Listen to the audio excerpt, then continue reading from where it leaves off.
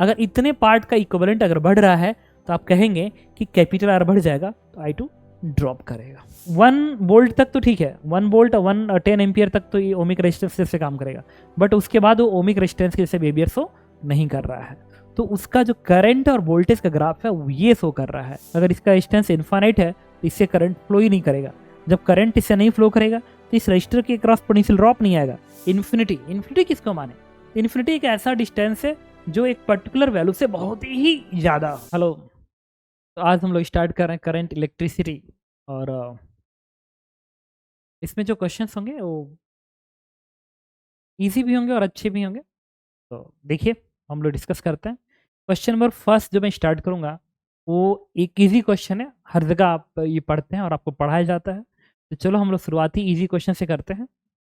तो कह रहा है कि a close cubical box is made by the thin conducting sheet when it is the diagonally opposite corner are connected across the batteries, it's draw a current I from the battery, find the current flowing across the edge B। तो एक simple question है, हालांकि ज़्यादातर मेरे question में ऐसा नहीं होता है, बट ठीक है। चलिए, बैटरी लगी है इसके बीच में, और कह रहा है कि बताइए कितना करंट फ्लो करेगा किस ब्रांच में, एज बी में, इसमें कितना करंट फ्लो करेगा। तो आपको इक्विवेलेंट कॉन्सेप्ट सिखाया गया होगा, पॉइंट ऑफ सिमेट्री के कॉन्सेप्ट, ठीक है, और पॉइंट ऑफ सिमेट्री के कॉन्सेप्ट में इस चीज़ को बताया गया होगा। और इसके अलावा भी कई जगह तो ऐसे ही लोग डायरेक्ट बता देते हैं, मैं कभी डायरेक्ट को फेवर नहीं करता हूँ, कि डायरेक्ट जो मेथड्स होते हैं वो उसी क्वेश्चन में देखने में बहुत ही प्यारे लगते हैं, लेकिन जब भी क्वेश्चन अच्छे आने लगते हैं तो वहाँ पर देखने में थोड़ा सा लगता है कि बस ये लगाना संभव ही नहीं है। तो जैसा मैं कह रहा हूँ आपको वैसे ही करना है। मुझे अच्छे से पता है कि आपका आंसर आ चुका होगा, स्टिल जैसा मैं बताऊंगा आपको वैसे करना है और वैसे ही सीखना है, क्योंकि जो मैं कह रहा हूँ एकदम सही कह रहा हूँ कि आपको वैसे ही करना है, वैसे ही सीखना है, ठीक है। कि आप सिर्फ इसी क्वेश्चन में नहीं, कहीं भी और क्वेश्चन आएगा और किसी भी लेवल का आएगा तो आप उसको कर सकते हैं। तो I am going to apply point of symmetry concept. तो इसके बीच में बैटरी लगाते हैं और इससे 1 के डिस्टेंस पे पॉइंट मार्क करते हैं। तो 1 के डिस्टेंस पे कौन सा पॉइंट है, एक ये है, एक ये है और एक ये है, ये 1 के पॉइंट पे मार्क है। अब इनके डिस्टेंसेस हम निगेटिव टर्म से देखेंगे, तो देखो मिनिमम डिस्टेंस 1 2 1 2 और इसका 1 2, मतलब ये जो पॉइंट्स हैं वो निगेटिव टर्मिनल से भी सिमेट्री पे हैं और पॉजिटिव टर्मिनल से भी सिमेट्री पे हैं। इसका मतलब कि एच डी और बी का पोटेंशियल आपस में क्या होगा, इक्वल। तो अगर एच डी और बी का पोटेंशियल इक्वल है तो आप एच डी और ई को आप ऐसे लिख लीजिए। एक पास को पढ़ाया होगा पॉइंट ऑफ सिमेट्री कॉन्सेप्ट, मैं उसी का यूज़ कर रहा हूँ। अब क्या करेंगे, इस पॉजिटिव टर्मिनल से 2 की दूरी पे पॉइंट नोट करेंगे। तो 1 2, देखो एक ये है 2 की दूरी पे, दूसरा 1 2, एक ये है, तीसरा 1 2 ये है। अब ये तीनों ही पॉइंट्स पॉजिटिव टर्मिनल से सिमेट्री पे। अब इन तीनों का डिस्टेंस हम नेगेटिव से चेक करेंगे, यहाँ से 1 1 1, मतलब ये तीनों ही पॉइंट नेगेटिव से भी सिमेट्री पे हैं। दैट मीन्स इन तीनों पॉइंट का पोटेंशियल सेम होगा। तो आप ऐसे दिखाएंगे जी ई एंड टी, जी ई सी, और ये है एफ, आप इधर एफ दिखा दीजिए, और ये इधर ए है, इधर ए दिखा दीजिए, और आप सर्किट बना देते हैं। देखिए ए से एच कनेक्ट है तो आप यहाँ दिखाएंगे ए से एच कनेक्ट है, मार्क कर लेंगे। ए से बी कनेक्ट है, आप यहाँ दिखा देंगे ए और बी, बी कहाँ पे, एच बी डी एच था ना, एच डी ई मैंने क्यों लिखा था, एच डी और बी का पोटेंशियल बराबर है ना, तो ये बी था बेसिकली, एच डी बी था, और जी ई सी अब सही है। तो इसको मार्क कर लिए, ए से बी कनेक्ट है तो ए से बी को आप इसमें दिखा दीजिए। फिर उसके बाद ए से डी कनेक्ट है, इसको भी मार्क कर लीजिए, ए से डी कनेक्ट है, मार्क कर लिए। इसके बाद देखो बी से टी कनेक्ट है तो बी इधर है, सी इधर है, ठीक है। थोड़ा सा लंबा लग रहा है बट कोई बात नहीं, जैसा मैं बताता हूँ हमेशा सही बता रहा होता हूँ, आपको यही सीखना है। बी से ई कनेक्ट है तो इधर बी है, इधर ई है, देख लीजिए। इसके बाद यहाँ डी से सी कनेक्ट है तो डी और सी को मार्क कर दीजिए, ये डी है और ये सी है, इसको मैंने मार्क कर दिया। फिर डी से जी कनेक्ट है तो डी इधर है और जी भी इधर है, इसको मार्क कर दीजिए, हो गया। अब एच से जी कनेक्ट है, देखिए इधर एच है इधर जी है, इसको आप मार्क कर लीजिए। फिर जी से एफ कनेक्ट है तो जी है और ये एफ है, इधर आप मार्क कर लीजिए। फिर ई से एफ कनेक्ट है, ये ई है और ये एफ है, मार्क कर लिया। एच से ई कनेक्ट है, मार्क कर लीजिए, ये एच है और ये ई इधर है, आपने मार्क कर लिया। उसके बाद क्या बचा हुआ है, एफ से सी बचा हुआ है, एफ सी यहाँ है, मार्क कर लिया, सारे मार्क हो गए। अब बैटरी किसके बीच में लगेगा, ए और एफ के बीच में, तो बैटरी को लगा देंगे ए और एफ के बीच में लगा दिया। अब इधर से करंट आई फ्लो कर रहा है, मतलब ये करंट आई फ्लो कर रहा है। अब आपको क्लियरली बात समझ में आ गई होगी इस पिक्चर से कि इधर से करंट आई आ रहा है, तो इसमें आई बाई 3 जाएगा, ठीक है। और इधर भी आई बाई 3 जाएगा, इधर भी आई बाई 3 जाएगा, और ये तीनों करंट मिलके नेट आई, और ये 6 इक्वल पार्ट में बटेंगे, 1 2 3 4 5 6, 6 इक्वल पार्ट में। इन सब में आई बाई 6, सब में आई बाई 6 फ्लो करेगा। तो ये पूछा गया था बी और ई में, तो बी और ई कहाँ पे है, बी है और ये ई है, बी और ई इसी में है, तो ये करंट क्या होगा, आई बाई 6, इसलिए हम लोग आई बाई 6 को मार्क करेंगे। तो आपने देखा कि मैं कितने प्यार से पॉइंट ऑफ सिमेट्री यूज़ किया। इसके अलावा आपके टीचर तो इसको एक एक लाइन में बताते होंगे कि बेटा ये करंट आई आ रहा है, 3 पार्ट में बट रहा है, 3 पार्ट में बांट दो सिमेट्री से, और यहाँ आने के बाद ये 2 इक्वल पार्ट में बट जाएगा, तो आई बाई 6 हो गया एक लाइन में। बट नो, कभी मैं ऐसे कॉन्सेप्ट को फेवर नहीं करता हूँ। मेरे लिए ज़्यादा बेटर तरीका होता है कि एकदम go to by basic approach, point of symmetry proper use करिए, ताकि क्वेश्चन आप यहीं पे नहीं, इससे अलग हट के जब क्वेश्चन आए तो उसमें भी आप प्रॉपरली अप्लाई कर सके। Now the next question is this one. ये एक प्यारा क्वेश्चन है, कह रहा है कि in the figure is shown a part of the large network, ये एक लार्ज नेटवर्क का पार्ट है। If the resistance of the rheostat is increases, ये रियोस्टेट है, अगर इसका रेजिस्टेंस इंक्रीज कर रहा है, how will be the reading of I1 I2 of the ammeter A1 and A2 respectively and the reading of the voltmeter V changes. कह रहा I1 I2 और V कैसे चेंज होगा अगर आप इसका रेजिस्टेंस बढ़ा रहे हैं, मतलब इसको डॉट को इधर लेके जा रहे हैं, तो इसकी रीडिंग इसकी रीडिंग इसकी रीडिंग पे क्या असर पड़ेगा, आपको ये बताना है, ठीक है। ओके, तो इसके लिए बताता हूँ। चलिए, ये कोई भी नेटवर्क का पार्ट है, तो हम क्या कर सकते हैं कि इसके बीच में ये लैमनिस थ्योरम एक कॉन्सेप्ट आता है। लैमनिस थ्योरम ये कहता है कि अगर इसके बीच में आप चाहो तो जो रेस्ट ऑफ द पार्ट है उसको इक्विवेलेंट बैटरी के कॉन्सेप्ट से रिप्लेस कर सकते हो। मतलब इसके बीच में इक्विवेलेंट बैटरी लगा दीजिए और इंटर रेजिस्टेंस लगा दीजिए, तो जो पूरा सर्किट है वो यहाँ पे वही रोल प्ले करेगा जितना वो एक बैटरी और एक सिंगल रेजिस्टेंस प्ले करेगा, इक्विवेलेंट रेजिस्टेंस। और दिस इज द लैमनिस थ्योरम। तो चलो हम उस कॉन्सेप्ट को यूज़ करते हैं, हालांकि उसके अलावा भी हम चाहें तो कर सकते हैं, बट चूंकि हम जानते हैं पहले से, तो इसलिए हम उसका यूज़ कर रहे हैं, लैमनिस थ्योरम। तो मैंने क्या किया, इसके बीच में मैंने एक बैटरी कनेक्ट कर दी, कहा कि ये बैटरी कनेक्ट कर दिया, और इसका ईएमएफ क्या है, ईएमएफ ई है, और इंटर रेजिस्टेंस इसका आर है। अब एक काम करते हैं, ये रियोस्टेट से इसका रेजिस्टेंस आर एच है, इसका रेजिस्टेंस मैंने R1 बोल दिया, इसका रेजिस्टेंस मैंने R2 बोल दिया। बाकी हर चीज़ आइडियल है, ये जो बैटरी है, बैटरी का वोल्ट मीटर है आइडियल, अमीटर आइडियल, ये भी आइडियल। अब एक काम करते हैं, जब रियोस्टेट आप बढ़ाएंगे तो बताइए इस करंट पे क्या असर पड़ेगा। तो ये जो करंट होगा इसी बैटरी से घूम के आएगा ऐसे, इस करंट पे क्या असर पड़ेगा, let this current is I2, ऐसे करंट I2, यहाँ पे भी करंट I2 फ्लो करेगा, और ये करंट ऐसे आएगा, और यहाँ पे जाके 2 भाग में बढ़ जाएगा। और गेट माय पॉइंट, यस, बिल्कुल सही। अब हम बात करेंगे कि इस रेजिस्टेंस के रेजिस्टेंस बढ़ाने से इस सिस्टम के रेजिस्टेंस पे क्या असर पड़ेगा, इतने पार्ट के रेजिस्टेंस पे क्या असर पड़ेगा। अगर इतने पार्ट का रेजिस्टेंस बढ़ेगा तो ये तो इसके साथ सीरीज में आ गया, तो जो करंट है I2 आएगा, कुछ और नहीं आएगा, करंट I2 जो आएगा, I2 का आप लिख सकते हैं EMF E डिवाइडेड बाई ये inter resistance R and plus इतने पार्ट का रेजिस्टेंस जो कि R के बराबर है। और R जो होगा वो इस पार्ट का रेजिस्टेंस है, तो इस R पे क्या असर पड़ेगा जब रजिस्टर्ड रेजिस्टेंस बढ़ाएंगे, तो डिपेंड करेगा इतने पार्ट के इक्विवेलेंट पे।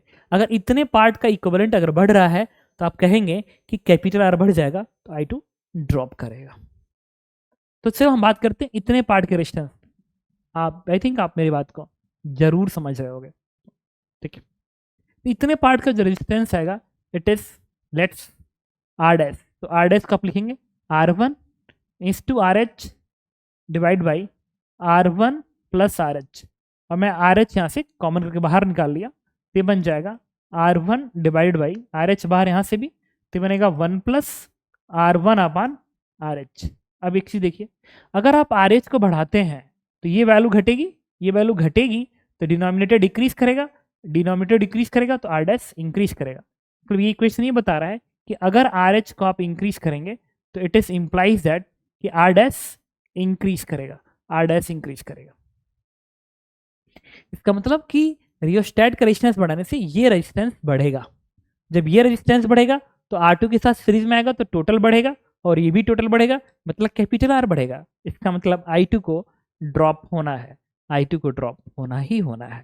तो I2 को ड्रॉप होना ही होना है, तो देखिए कहाँ पर लिखा हुआ I2 को ड्रॉप होना है। I2 will decrease, it is sure that I2 will decrease, I2 will decrease. यहाँ पे देखो डिक्रीज, यहाँ पे डिक्रीज है, बाकी I1 I2 विल डिक्रीज। अच्छा अभी तो भी टर्म्स हैं सब, तो देखना पड़ेगा। I2 को तो हमने समझ लिया कि I2 डिक्रीज करेगा, आप यहाँ पे लिख लीजिए I2 विल डिक्रीज। ओके, इसके बाद हम लोग क्या करते हैं, जस्ट वेट करो।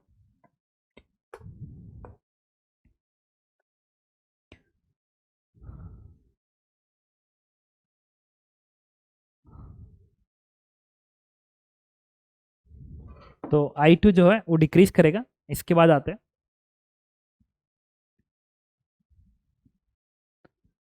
I1 और IB पे क्या असर पड़ेगा। I1 मतलब ये वाला करंट पे क्या असर पड़ेगा, और V पे क्या असर पड़ेगा, वोल्टेज मतलब इस वोल्टेज पे क्या असर पड़ेगा। तो मुझे बताइए एक चीज और है, ये करंट तो I2 है, ये करंट I2 तो डिक्रीज किया, ओके I2 डिक्रीज किया, I2 डिक्रीज किया। अच्छा एक चीज और है, ये जो वोल्टेज V है और ये जो वोल्टेज है, इसके वोल्टेज और इसके वोल्टेज का सम, इस वोल्टेज की वैल्यू प्लस इस वोल्टेज की वैल्यू और इस वोल्टेज, इस वोल्टेज, इस मतलब आप ये लिख सकते हैं कि अगर ये वोल्टेज V है तो V प्लस यहाँ का वोल्टेज मान लो V2 है, V2 प्लस इस स्मॉल आर पे वोल्टेज मान लो V स्मॉल आर आ रहा है, यही बराबर क्या होना चाहिए, EMF, ये होल्ड करना चाहिए। या मैं यूं कहूं, या तो मैं ये कहूं आपसे कि ये वोल्टेज भी प्लस इस रजिस्टर और इस EMF पे आने वाला नेट EMF करो, इस इंटर रजिस्टेंस पे आने वाला नेट वोल्टेज अगर वो V2 है तो V प्लस V2 E के बराबर होना चाहिए। Are you getting my point, मैं क्या बोल रहा हूँ। ये वोल्टेज भी एन प्लस इस रजिस्टर पे, अमीटर तो आइडियल है तो कोई वोल्टेज ड्रॉप नहीं आएगा, तो ये वोल्टेज प्लस इस वोल्टेज और इस वोल्टेज का सम इस EMF बराबर आना चाहिए। तो E बराबर में लिख लिया दिस V2 एन प्लस इसका वोल्टेज और इसके वोल्टेज को मैंने V बोल दिया, और ये जो वोल्टेज V है, ये जो V कर रहा हूँ V2 है, इसका वोल्टेज V2 कुछ और नहीं होगा, ये होगा करंट I2, इसमें जो करंट फ्लो कर रहा है I2 इंटू ये रेजिस्टेंस और ये रेजिस्टेंस का सब, क्योंकि दोनों सीरीज में है, ये होना चाहिए।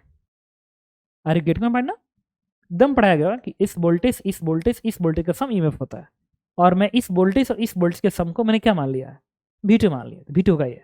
अब अभी कहा आपने कि I2 डिक्रीज किया, अगर I2 डिक्रीज करेगा और इस पर तो कोई असर नहीं पड़ा, R2 पे कोई असर नहीं पड़ा, R पे कोई असर नहीं पड़ा, तो अगर I2 डिक्रीज किया और इस पर कोई असर नहीं पड़ा तो V2 क्या करेगा, ड्रॉप, V2 करेगा ड्रॉप, लेकिन इन दोनों का सम E है, कांस्टेंट है, इसका मतलब V क्या करेगा, इंक्रीज करेगा। दैट मीन्स V आपका इंक्रीज करेगा। आप समझ गए होंगे मैं क्या बोल रहा हूँ, गुड। अगर V इंक्रीज करेगा तो बताइए इससे करंट I1 पे क्या असर पड़ेगा, तो current I1 is nothing but इसके across potential drop that is V and divide by इसका रेजिस्टेंस क्या है R1, आप ये लिखेंगे।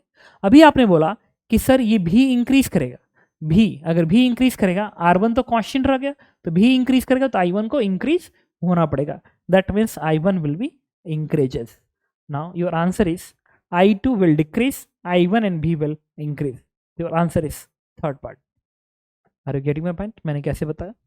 So this is the really good question for current electricity. और good. चलिए नेक्स्ट क्वेश्चन अटेम्प्ट करते हैं हम लोग। दिस इज नेक्स्ट क्वेश्चन, और ये जो क्वेश्चन है रियली बहुत प्यारा क्वेश्चन है, एक बार आप इसको पढ़ लीजिए फिर देखिए। तो आप देखिए एकदम प्यारा क्वेश्चन है।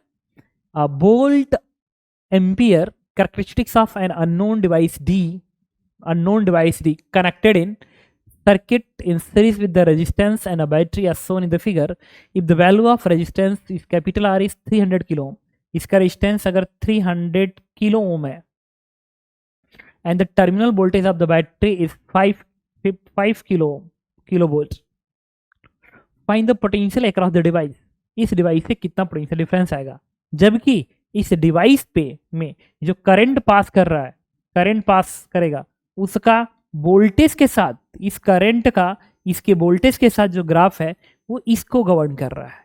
यहाँ पे तो देख रहे हो कि लीनियर फंक्शन है, बट यहाँ पे कांस्टेंट हो जा रहा है. मतलब ये ओमिक रेजिस्टेंस तो एटलीस्ट नहीं है. 1 वोल्ट तक तो ठीक है, 1 वोल्ट 10 एम्पियर तक तो ये ओमिक रेजिस्टेंस से काम करेगा, बट उसके बाद वो ओमिक रेजिस्टेंस के जैसे बिहेवियर शो नहीं कर रहा है. तो उसका जो करंट और वोल्टेज का ग्राफ है वो ये शो कर रहा है.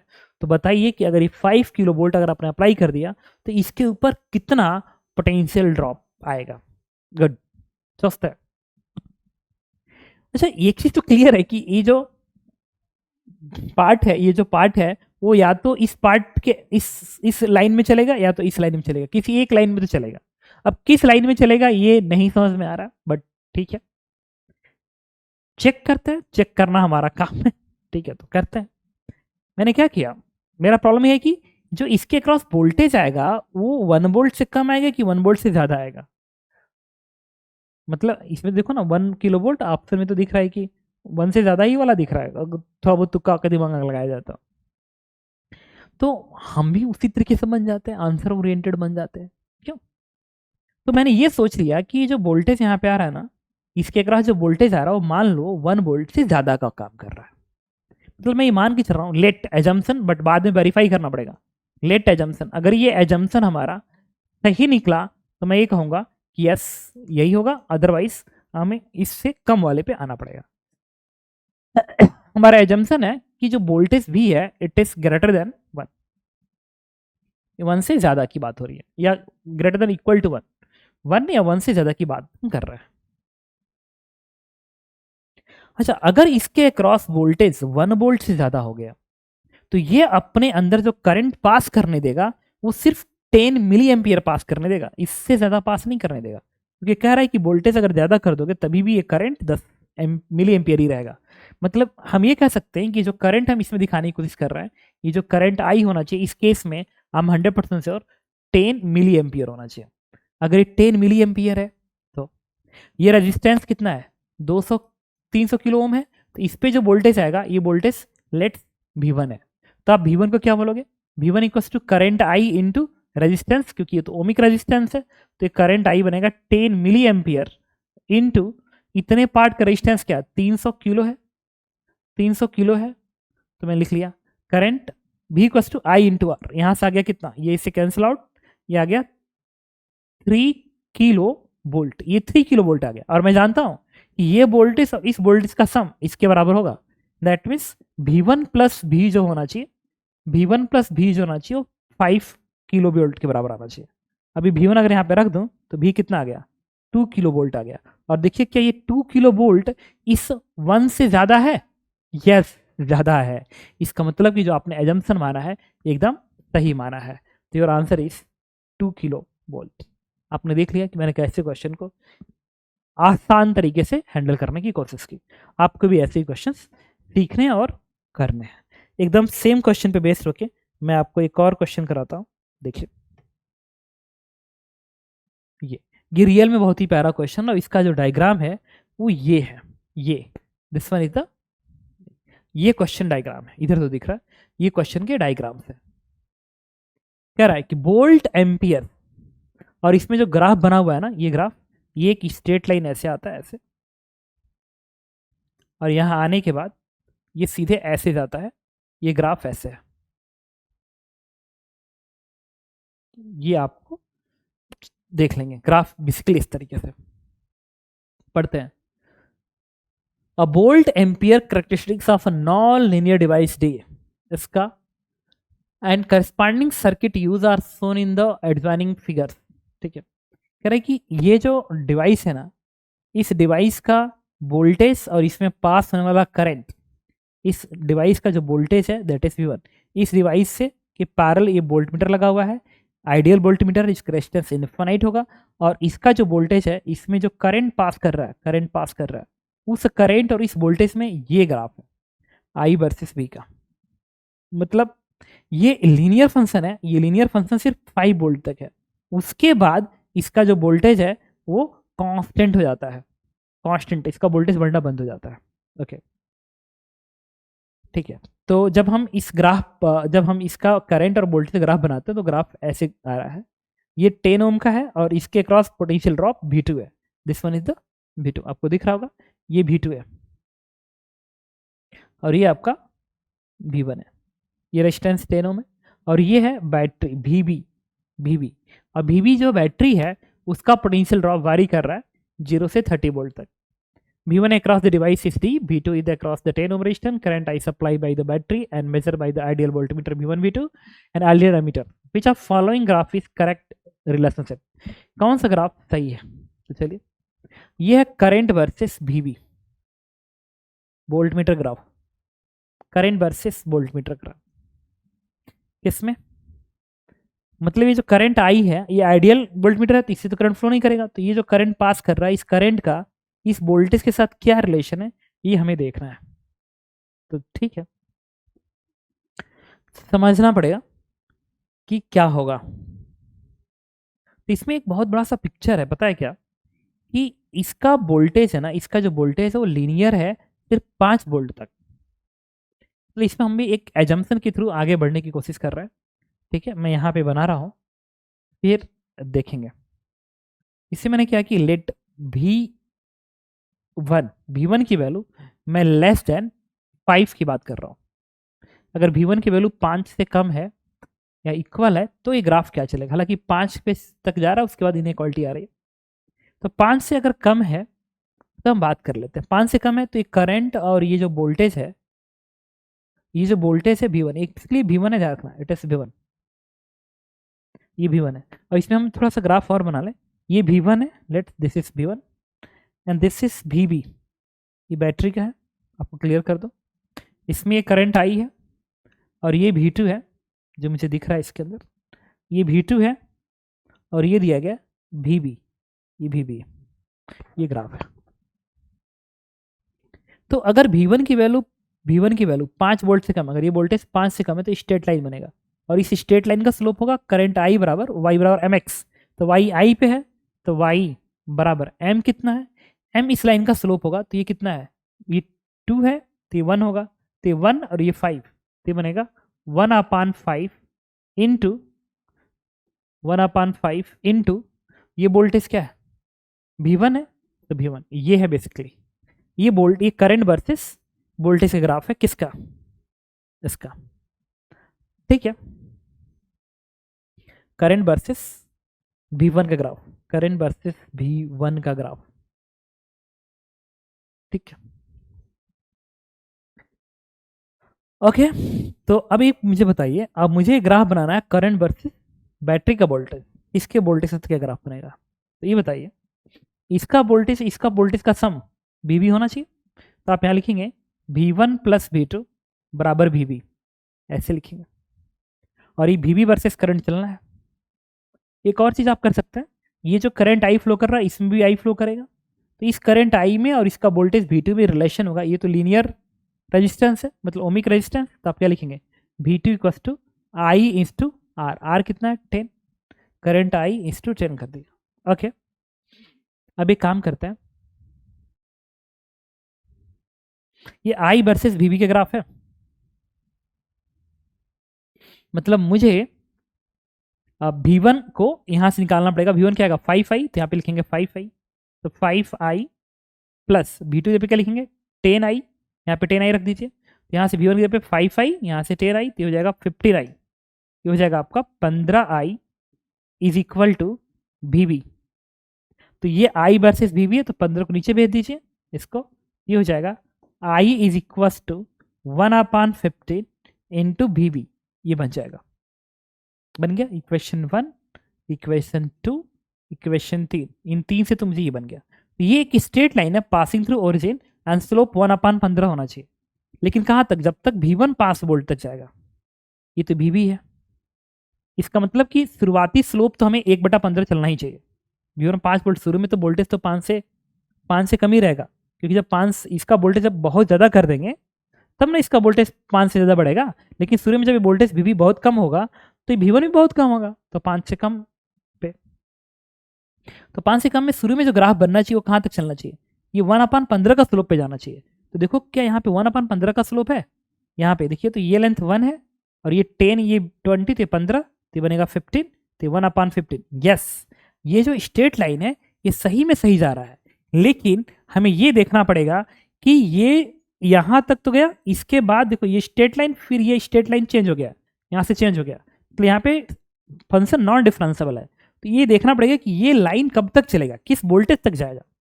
तो मुझे बताइए V1 5 वोल्ट तक जाएगा, जिस वक्त V1 5 वोल्ट तक जाएगा, V1 5 तक जाएगा, उस वक्त करंट क्या जाएगा 1 एम्पियर। मतलब अगर V1 5 तक जाएगा, V1 अगर 5 तक जाएगा, V1 की मैक्सिमम वैल्यू 5 होगी, तो करंट की मैक्सिमम वैल्यू 1 एम्पियर आएगी। मतलब करंट किसी भी कीमत पे 1 एम्पियर से ज़्यादा नहीं जा सकता। तो इस पूरे ग्राफ में जो करंट, इसके लिए जो ग्राफ बनेगा उसमें जो करंट आएगा वो 5 ही एम्पियर तक आएगा। तो 5 एम्पियर कर रहा हूँ, 1 एम्पियर तक। आर्गुमेटिंग में बैठना, V1 5 रखो तो 5/5 1, ये 1 से ज़्यादा नहीं जाएगा, और 1 पे 15 दिखा रहा है, मतलब सही बात है, ग्राफ स्ट्रेट लाइन सिर्फ यहीं तक जाएगा। और ये जो पार्ट है वो इस वाले का पार्ट है। अब हम बात करेंगे जब V1 एग्जैक्टली 5 हो जाएगी, एग्जैक्टली 5 हो जाएगी, इस केस की डीलिंग कर लेते हैं एक बार, इस केस की डीलिंग करते हैं इसको समझने के लिए। जब V1 5 हो जाएगा तो ये तो वोल्टेज 5 हो गया, तो ये जो वोल्टेज आएगा वो इस VB में से ये घटा के आएगा इसका वोल्टेज। ओके, तो हम इस रेजिस्टेंस का जो वोल्टेज लिखेंगे V2, उसको हम लिख सकते हैं V2 is equal to VB -5, ये लिखेंगे। VB टोटल वोल्टेज में से ये वोल्टेज घटा देंगे तो ये वोल्टेज आ जाएगा। ओके, तो जो करंट आएगा I, वो होना चाहिए V2, ये वोल्टेज, इसी वोल्टेज को डिवाइड कर देंगे इसके रेजिस्टेंस से, 10 से डिवाइड कर दीजिए, तो ये कितना बनेगा VB -5/10। तो करंट वर्सेस VB का ग्राफ फिर बन गया ये। और ये जो ग्राफ बना है ना, इस ग्राफ को देखिए, ये I में VB, I को क्या लिखेंगे आप, इसको चाहें तो I को इसको अलग अलग कर लीजिए, तो VB/10 ये -1/2 बनेगा, तो VB/10 -1/10, VB/10 -1/2 ये बनेगा।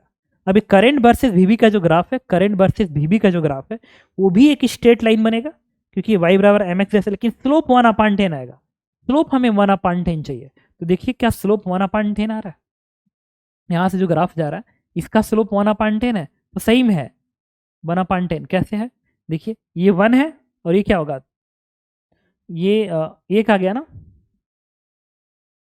और ये 2 है, और यहाँ पे एंड कट मार रहा है, तो ये 2.5 होना चाहिए, ये 2.5 हो गया, तो ये 2.5 हुआ, और ये 1, ये 2.5 है 1, तो ये डिस्टेंस कितना होगा, ये डिस्टेंस हो जाएगा 1.5 बन गया।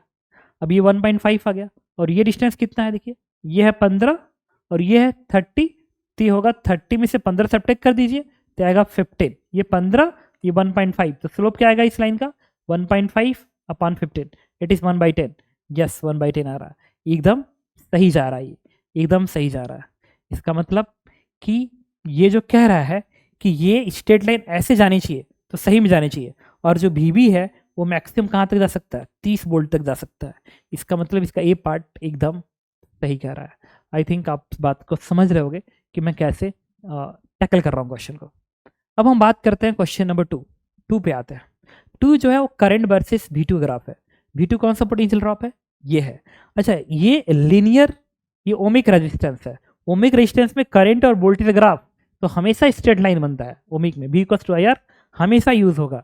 मतलब ना this is I versus V2, ये करंट और इस V2 ग्राफ हमेशा V=IR, मतलब V2 I/R, R क्या होगा 10, ये हमेशा रहेगा। तो I बराबर क्या होगा V2/10, तो ये तो हमेशा होगा चाहे कुछ भी हो जाए, क्योंकि ये ओमिक रेजिस्टेंस है। ठीक है, ये ओमिक रेजिस्टेंस नहीं था, इसलिए ग्राफ ऐसे चला है, अदरवाइज ये भी स्ट्रेट लाइन चलता I वर्सेस V का। ठीक है, तो ये सही बात है, हर जगह स्लोप क्या मिलेगा 1/10, यहाँ पे 1/10 का स्लोप मिल रहा है। यस, ये 1 है तो ये बनेगा 1, ये बनेगा 10, 1/10। इसका मतलब सेकेंड पार्ट भी एकदम सही कह रहा है। ओके, अब आते हैं थर्ड पार्ट पे। ये पार्ट क्या कह रहा है, ये V1 वर्सेस VB ग्राफ है। V1 कौन सा, इस डिवाइस का पोटेंशियल ड्रॉप और VB के बीच का ग्राफ, ये सोचते हैं।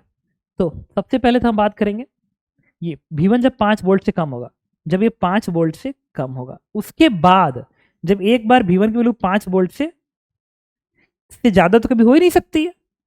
5 वोल्ट से देखो जो इसका पोटेंशियल ड्रॉप है V1, वो 5 वोल्ट से ज़्यादा कभी हुई नहीं, ग्राफ सीधे आके ऐसे हो गया, 5 से ज़्यादा नहीं हुई। इसका मतलब कन्फर्म है कि ये जो V1 है 5 वोल्ट जब टच कर लेगा, उसके बाद उसको स्ट्रेट लाइन चलना ही पड़ेगा जैसे वो चला है। तो ये लाइन तो एकदम सही कह रहा है। और VB कहाँ तक जाएगा, 30 तक जाएगा, ये भी सही कह रहा है। लेकिन अब मुझे इधर की बात करनी पड़ेगी। तो इधर तो हालांकि वो ओमिक रेजिस्टेंसी की तरह से काम कर रहा है, 5 वोल्ट के पहले तो ये भी स्ट्रेट लाइन है, एक तरह से ओमिक रेजिस्टेंस की तरह से काम कर रहा है। अगर ये ओमिक रेजिस्टेंस की तरह से काम कर रहा है तो कंफर्म है कि जो करंट आई है, ठीक है, इस VB के साथ लीनियर प्रोपोर्शनलिटी में चलनी ही चाहिए, ठीक है। तो ये V1 और VB का बीच का कहीं ग्राफ मैंने लिखा होगा, V1 और VB के बीच में देखिए, वो इस वाले पार्ट को स्टडी कर रहा ना, तो V1 बराबर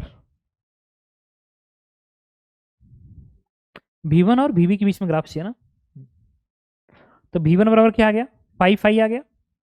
अब I लिखना पड़ेगा हमें, तो I लिखने के लिए यहाँ से I उठा के यहाँ पर रख दीजिए, यहाँ से I उठा के जब यहाँ पर रखेंगे तो ये ग्राफ बन जाएगा। देखो मैं यहाँ पर लिख रहा हूँ, यहाँ पे इस I को उठा के यहाँ रखिए, तो बनेगा VB/15 बराबर 1/5 इज टू V1। तो यहाँ से क्या आएगा, 5×3 = 15 और V1 ऊपर है, तो V1 इज इक्वस टू ये हो जाएगा VB/3। देखिए ये बन जाएगा। तो इसका मतलब स्लोप 1/3 होना चाहिए, स्ट्रेट लाइन पासिंग स्लोप 1/3 होना चाहिए। आ रहा है, देखिए ये 5 है और ये 15 है, ये 15, तो 5/15 तो 1/3 का स्लोप आ रहा है। यस सही है, तो ये भी एकदम सही पार्ट है। तो थर्ड इसका भी एकदम करेक्ट आ रहा है। अब हम बात कर रहे हैं फोर्थ पार्ट की। फोर्थ पार्ट सही है कि गलत, ये देख लेते हैं। फोर्थ पार्ट जो ग्राफ है वो V2 वर्सेस ये जो वोल्टेज है और इसके वोल्टेज के बीच का ग्राफ है, ठीक है। तो देखिए सबसे पहले तो हम इस केस में रहेंगे कि जो V1 5 वोल्ट से कम होगा। अगर V1 5 वोल्ट से कम है तो VB वर्सेस V2, तो V2 का सूत्र क्या है, देखिए V2 बराबर क्या है, 10I है। तो जहाँ पे I है, I इस I की जगह मैं लिख सकता हूँ V2/10, ठीक है। तो इसको भी मैं यहाँ पे लिख लेता हूँ, देखिएगा इस पार्ट को थोड़ा सा ऐसे जाने दीजिए और इसके यहाँ से हटाते हैं। देखिएगा इसको मैंने ऐसे कर दिया, हटा दिया, और इस I के जगह पे इस यहाँ से I क्या आएगा V2/10, तो यहाँ पे लिखेंगे V2/10 बराबर I बराबर V2/10 बराबर 1/15 इंटू VB। तो यहाँ से 5 डिवाइड करिए, तो 5 दूनी 10, 2 और 5×3 = 2/3, 2/3 का स्लोप बनेगा। ये बनेगा 2/3 का स्लोप, ये बनेगा 2/3, ये बन गया। तो V2 बराबर 2/3 VB, स्ट्रेट लाइन चलना चाहिए, स्ट्रेट लाइन, स्लोप आना चाहिए 2/3 का। तो देखो कैसे 2/3 आ रहा है, ये जो है स्ट्रेट लाइन यहाँ तक जा रहा है, इसके बाद यहाँ पे नॉन डिफरेंसेबल हो गया, यहाँ पे नॉन डिफरेंसेबल है। तो ये कितना है, 10 है, और ये कितना है 15, ये 10 ये 15 है ना, तो ये 10 ये 10 ये 15, तो 10/15 कितना होता है, अगेन 2/3 है। यस सही कह रहा है। इसका मतलब कि इसका ये जो पार्ट है यहाँ से यहाँ तक तो सही है। लेकिन इसके बाद आगे की बात करते हैं। आगे की अगर बात तुम करते हो, आगे की अगर तुम बात करते हो तो इसमें जो इसका वोल्टेज होगा ना, इसका वोल्टेज वो देखिए किसके बीच ग्राफ है, V2 और VB के बीच में, V2 और VB के बीच ग्राफ, वो तो यही बनेगा, अब ये बनेगा V1 जब 5 हो जाएगा तो V2 बराबर VB-5। अब इसका स्लोप 1 है, देखिए V2 वाई एक्सिस पे, VB का कोफिशिएंट 1 है, स्लोप 1 है, स्लोप 1 होना चाहिए, इस लाइन का स्लोप 1 होना चाहिए। देखिए है, यस ये है, क्योंकि ये जो स्क्वायर है उसके एग्जैक्टली 20 से निकल रहा है, तो कंफर्म है कि इसका स्लोप 1 है। दिस लेंथ और ये लेंथ आपस में बराबर आएगा, ये 15 ये 30 है तो ये भी 15 आएगा और ये भी 15 आएगा, क्योंकि ये 25 है और ये 10 है, तो ये 15 ये 15 ये 15, यस सही है, स्लोप सही है, ये स्लोप सही है और 30 तक जाएगा VB। और यहाँ पे वोल्टेज बराबर ही आएगा, क्योंकि अचानक से अब्रप्ट तो नहीं हुआ वोल्टेज, क्योंकि जब VB की वैल्यू कितनी है, VB की वैल्यू जब 15 होगी, यहाँ पे 15 प्लेस कर दीजिए, तो इसकी वैल्यू क्या आएगी 10, V2 10, तो V2 क्या 10 है, यस, तो फंक्शन कंटिन्यूअस भी होगा। इसका मतलब कि इसका जो ये पार्ट है, जो C पार्ट है इसका, फोर्थ पार्ट, ये भी सही कह रहा है, ये भी सही कह रहा है। हाँ इसमें एक चीज ध्यान रखने वाली बात है, ये जो ग्राफ है ना सेकेंड वाला पार्ट, इसमें एक प्रॉब्लम है। इसमें ये जो V2 है V2 इसका वोल्टेज है, इसका वोल्टेज कभी भी 30 तक तो नहीं जाएगा, क्योंकि ये मैक्सिमम 5 वोल्ट अटेंड करेगा। जिस वक्त ये 30 अटेंड करेगा और ये 5 अटेंड किया तो 25 ही अटेंड करेगा। मतलब ये ग्राफ 25 तक ही जाना चाहिए, मतलब ये ग्राफ बस यहीं तक बनना चाहिए। ये ग्राफ बनेगा बट यहीं तक बनेगा। इसके बाद आगे की इन्होंने जो लाइन बना रखी है, इन्होंने मिस्टेक कर रखी है। ठीक है, this question is from path finder, और ये पाथ फाइंडर का मिस्टेक है कि उन्होंने ये वाला डायग्राम बनाया है, सिर्फ यहीं तक रहेगा। Are you getting my point? मैंने क्या बोला? तो आपने देखा कि कितना प्यारा क्वेश्चन था। इसके बाद ये है आपका नया क्वेश्चन।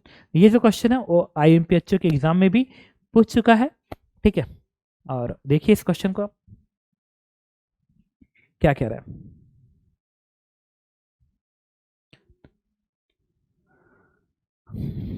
आप एक बार पढ़ लीजिए, उसके बाद मैं आपको बताता हूं।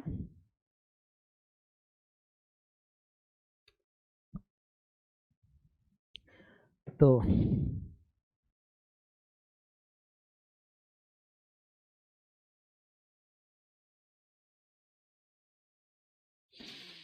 ये कह रहा है कि a network shown in the figure consists of the battery and 5 unknown resistances. When ideal ammeter is connected between the terminal A and B, its reading is 4 ampere. जब कह रहा है इसके बीच में आपने एक अमीटर लगा दिया, अमीटर, तो इसकी रीडिंग थी 4 एम्पियर।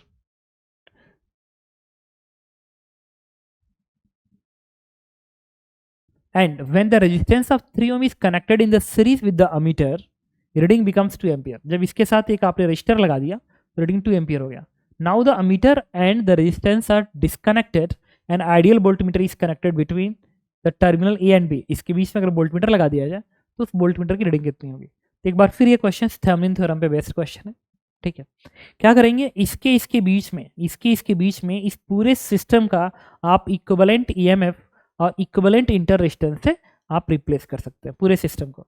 तो इसके बीच में अगर तुम्हें क्या करना है, इस पूरे सिस्टम का इक्विवेलेंट निकाल लेते हैं। तो इस पूरे सिस्टम का इक्विवेलेंट निकालेंगे तो आप ए को आप ऐसे दिखाएंगे, बी को आप ऐसे दिखाएंगे, इस बी को ऐसे, ए को ऐसे, और इसके बीच में आप एक बैटरी लगा देंगे। ठीक है, इंटर रेजिस्टेंस आर लिख देंगे इस तरीके से, EMF ई आ गया। ये है एक्चुअली में आपने इस पूरे सर्किट को इससे रिप्लेस कर दिया। अब ये अमीटर आपने इसमें कनेक्ट कर दिया। अगर पहला केस, अगर इसमें आपने अमीटर लगा दिया तो इस अमीटर की जो रीडिंग है वो क्या कह रहा है, 3 एम्पियर, सॉरी 4 एम्पियर। तो जो 4 एम्पियर होना चाहिए वो कितना होना चाहिए? तो 4 ampere must be equal to EMF E divided by इस सिस्टम का टोटल रेजिस्टेंस, जो कि किसके बराबर है, आर के, क्योंकि अमीटर तो आइडियल है। अब इस अमीटर के साथ आपने एक और काम किया कि 3 ओम का और रेजिस्टेंस ऐसे जोड़ दिया। मतलब 3 ओम का आपने रेजिस्टेंस जोड़ दिया तो आपने पाया कि इस अमीटर की रीडिंग 2 एम्पियर हो जा रही है। तो आप क्या लिखेंगे, 2 ampere is equal to EMF divide by इस पूरे सर्किट का रेजिस्टेंस, ये आर है और ये 3 है, तो क्या बनेगा, R plus 3। Equation number second. अब देखो ये दो इक्वेशन दोनों ने, इसके साथ से मैं चाहूँ तो ई और आर दोनों निकाल सकता हूँ। अब उन्होंने क्या किया कि इस पूरे सर्किट को हटाया, इंटर रेजिस्टेंस बैटरी का आर रहने दो, EMF ई रहने दो, और यहाँ पे उन्होंने एक वोल्ट मीटर लगा दिया। अब कह रहा है कि इस वोल्ट मीटर की रीडिंग बताइए। तो वोल्ट मीटर तो एक आइडियल है, इसका रेजिस्टेंस कितना होगा, इन्फानाइट होगा। अगर इसका रेजिस्टेंस इन्फानाइट है तो इससे करंट फ्लो ही नहीं करेगा। जब करंट इससे नहीं फ्लो करेगा तो इस रजिस्टर के क्रॉस पोटेंशियल ड्रॉप नहीं आएगा। इसका मतलब वोल्ट मीटर का जो रीडिंग होगी वो कुछ और नहीं, इस बैटरी के EMF के ही बराबर होगी। तो बैटरी के EMF के बराबर होगी। तो अब हमें इस बैटरी के EMF निकालेंगे तो हमारा आंसर आ जाएगा। EMF कितना है, इस दो इक्वेशन को सॉल्व कर लेते हैं। यहाँ से क्या करेंगे, आर की वैल्यू उठा के यहाँ पे प्लेस कर देते, बन गया 2E डिवाइडेड बाई आर की जगह पे क्या लिख सकते हैं, इसको इधर भेज दीजिए, तो बनेगा E/4 प्लस 3। अब इसको इधर भेजिए, तो बनेगा E/2 प्लस 6 बराबर E। इसको इधर भेजेंगे तो बनेगा E/2 बराबर 6। तो what will be E? E will be 12, जो कि आपको थर्ड में दिख रहा है। तो इस तरीके से देखा कि मैंने किस तरीके से क्वेश्चन को अटेम्प्ट किया। हालांकि अभी तक इसमें भी मैंने थेवेनिन थ्योरम यूज़ किया, इसमें तो नहीं यूज़ किया, बट इसमें भी यूज़ नहीं किया, इसमें हमने थेवेनिन थ्योरम यूज़ किया। तो 2 बार तो मैंने थेवेनिन थ्योरम इतने ही क्वेश्चन यूज़ कर लिया। इसके बाद आते हैं इस क्वेश्चन पे। देखिए ये भी एक अच्छा क्वेश्चन है, बट अगर थेवेनिन थ्योरम लगाते हैं तो ये क्वेश्चन आपको तुरंत हैंडल हो जाएगा। ठीक है, तो चलिए पढ़ते हैं और क्वेश्चन का आंसर करते हैं। कह रहा है the network shown consist of an ideal battery and ideal voltmeter भी। several resistance of different values and rheostats. If resistance of the rheostat is increased by a finite amount, how will the reading of voltmeter and ammeter changes?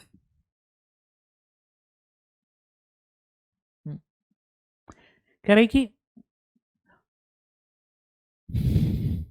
if the resistance of rheostat is increased, ये जो रियोस्टैट्स है इसका resistance अगर increase करता है तो voltmeter और ammeter की रीडिंग पे क्या असर पड़ेगा।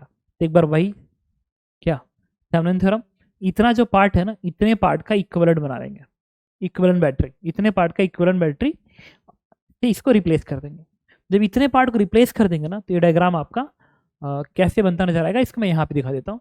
ये बन जाएगा इस तरीके से, क्वेश्चन बन गया आपका बेसिकली ऐसे, ये इंटर रेजिस्टेंस स्मॉलर, इस बैटरी के एम इस पूरे पार्ट का, ये वोल्टमीटर अब यहाँ पे लगा देंगे, यहाँ पे एक वोल्टमीटर मैंने लगा दिया ऐसे, और वोल्टमीटर का रेजिस्टेंस इनफाइनाइट होता है, और ये मैंने आपके सामने एक रेजिस्टेंस लगा दिया, ये रियोस्टैट्स लगा दिया, और ये मैंने आपका अमीटर लगा दिया ऐसे, ये है आपका रियोस्टैट्स। तो अब क्या होगा, RH, ये जो करंट फ्लो करेगा वो करंट ऐसे घूमते हुए ऐसे घूमते हुए ऐसे घूमते हुए ऐसे आएगा वोल्टमीटर, क्योंकि ये बैटरी डिस्चार्जिंग है, तो अगर ये करंट आई है तो ये वोल्ट मीटर जो है इसके टर्मिनल का पोटेंशियल डिफरेंस है, तो इस V की जो वैल्यू होनी चाहिए ये कुछ और नहीं E माइनस IR होनी चाहिए। इसका मतलब ये है कि E तो कांस्टेंट है, R कांस्टेंट है, E constant, R constant, I का चेंज इस सर्किट में करंट कैसे चेंज कर रहा है वो बताएगा कि V पे क्या असर पड़ेगा, V बढ़ेगा कि घटेगा। तो इस सर्किट का जो करंट वो कुछ और नहीं, इस पूरे सर्किट का EMF क्या है, E, एंड डिवाइड बाई इस पूरे सर्किट का रेजिस्टेंस, ये स्मॉल r है और ये इतने पार्ट का resistance capital R plus RH, तो इसको मिला के इसको मिला के एक नया रेजिस्टेंस लिख लीजिए R1 and plus RH rheostat लिख लीजिए, बन गया। अब ये करंट बन गया इस पूरे सर्किट का जो कि इस अमीटर से पास करेगा। अगर आप रियोस्टैट का रेजिस्टेंस बढ़ाते हैं, अगर आप RH बढ़ाते हैं तो डिनोमिनेटर को बढ़ाएंगे, क्योंकि R1 तो कांस्टेंट है, इस ये रेजिस्टेंस सीरीज में वो तो कांस्टेंट है, तो RH बढ़ाएंगे तो I ड्रॉप करेगा, तो I को ड्रॉप करना है। जब I घटेगा तो I इंटू R, ये पूरी वैल्यू घटेगी, अगर ये घटेगी तो V क्या करेगा, इंक्रीज करेगा, तो voltmeter reading will increases while ammeter reading will decreases. तो इसका आंसर हो जाएगा थर्ड पार्ट। तो इस तरीके से मैंने आपको बताया कि मैंने किस तरीके से क्वेश्चन को अटेम्प्ट किया। ओके, तो इसके बाद हम लोग नेक्स्ट क्वेश्चन पे आते हैं। देखिए, तो इसके बाद हम लोग नेक्स्ट क्वेश्चन करते हैं। ये है एन आइडियल अमीटर, एक इजी क्वेश्चन है। An ideal battery of electromagnetic force E is connected in series with an ammeter and a voltmeter of unknown internal resistance.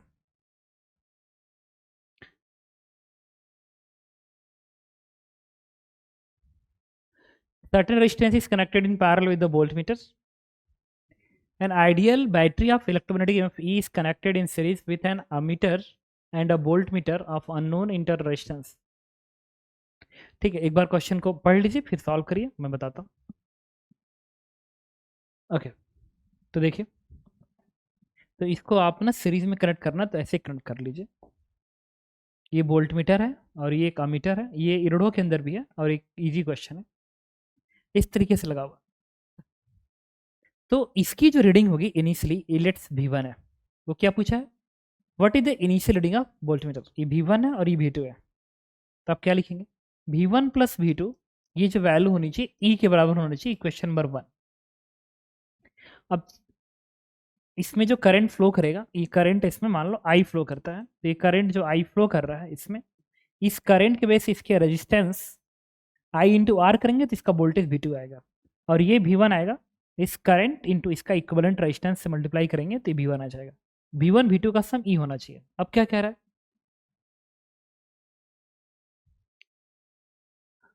कि if a certain resistance is connected in parallel with the voltmeter, इस voltmeter के साथ एक resistance आपने parallel लगा दिया,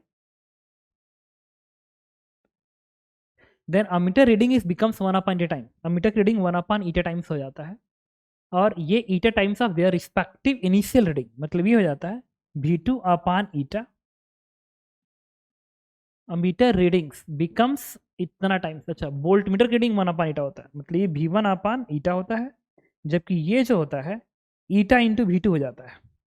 तो कह रहा है कि बताइए what is the initial reading of volt meter की इनिशियल रीडिंग कितनी थी V1, वो पता करना है। तब फिर हम क्या कर सकते हैं, इस वोल्टेज का सम अगेन क्या होगा E, तब क्या लिखेंगे V1 plus eta into V2 बराबर E। अब देखो दो इक्वेशन है, दो नोन है, आपको V1 निकालना है, आपका आंसर आ जाएगा। चलो V1 निकालने के लिए यहाँ से V2 को यहाँ प्लेस करते हैं, ये बनेगा V1 upon eta plus eta into E minus V1 equals to E। तो यहाँ से आ जाएगा V1 कॉमन 1 अपान ईटा, और यहाँ से V1 कॉमन आएगा तो माइनस ईटा बनेगा। और इसको लिख लीजिए ईटा, और यहाँ से ईटा ई इधर भेज दीजिए, तो ये बनेगा 1 माइनस ईटा। तो यहाँ से जो V1 की वैल्यू आएगी वो कितनी आ जाएगी, देखिए ये बनेगा eta E is to 1 minus eta divided by, देखिए ईटा इधर आएगा ई 1 माइनस ईटा, और ये इधर आएगा तो 1 माइनस एन का स्क्वायर, तो बनेगा 1 minus N and 1 plus N. तो ये इसको कैंसिल करेगा और ये बनेगा N E upon 1 plus N, N E upon N plus 1। तो इसका आंसर हो जाएगा सेकेंड पार्ट। तो आपने देखा कि मैंने कैसे क्वेश्चन को सॉल्व किया, ठीक है। इसके बाद एक क्वेश्चन और हम अटेम्प्ट करते हैं, उसको देखिए।